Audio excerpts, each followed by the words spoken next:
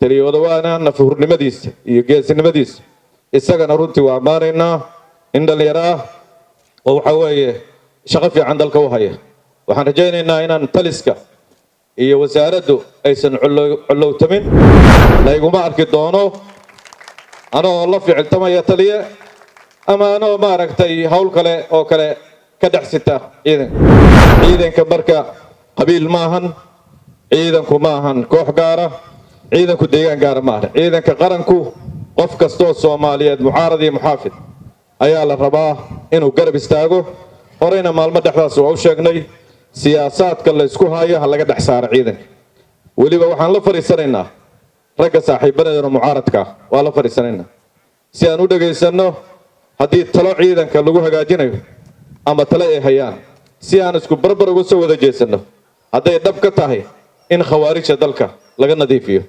waxaan soo dhaweynaa, waxaan rabaa inaan salaamo ciidanka dhufaysyada hore ku jira ee Soomaaliyeed ee runtii duruufta adag oo hadda wasiirkii iga horreeyay uu sheegay ku shaqaynaya muddo dheer dalkan halkan ka qaaday. aan ognahay mar kamida mararkooda inaysan kaba haysan 2011kii dhar qaadiyo militariga aysan haysan tuutihii oo ay ku dagaalamayeen ayagoo saandal wata, mararka qaarkoodna macuus wata.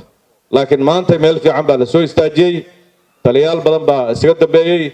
taliyoodawaana nafhurnimadiisa iyo geesinimadiisa isagana runtii waa amaanaynaa in dhallinyaraa oo waxa weeye shaqo fiican dalka u haya.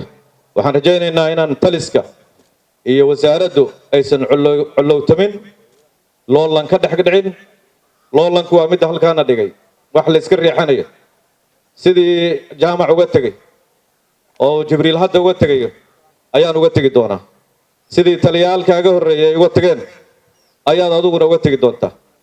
wax loolan la yiraahdo dalkeenna waxay u danaynaysaa khawaarijtu inay dalka sii joogaan ama hay'adaha kale oo amniga ha ahaato ama shacabka Soomaaliyeed dhammaantiis. loolan ma jiri doono, iskaashi, isgarabsi, iswalaalaysi, isla shaqayn iyo is-aaminid ayaan abuuri doonaa taliska iyo wasaaradda. taasaanan anigu calankeeda wadi doonaayo layguma arki doono anoo la ficiltamaya taliye ama anoo maaragtay hawl kale oo kale ka dhaxsita ciidanka. waxaan sixi doonaa logistikadiisa anigu xardheeraan joogay bil iyo xoogaa baan ku sugnaa berigii 2023kii markii meelaha qaar laga soo baxay.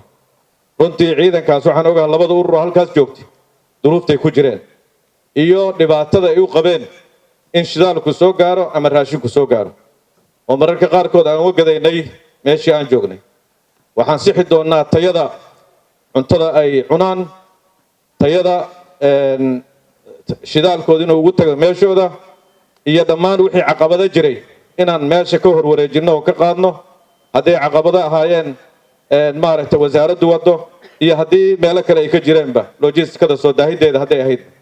waxaan garab siin doonaa haddii la yiraahdo in ciidamada Soomaaliyeed ay u dallacaan oo taliyaha iyo taliskaba ay u dallacaan hab meerida oo xildhibaan ama wasiir inta qaada koox qabiilkiisa madaxweynaha inta u geeyo yiraahda halkan jenaraal iga dhig ninka ama taliye iga dhig.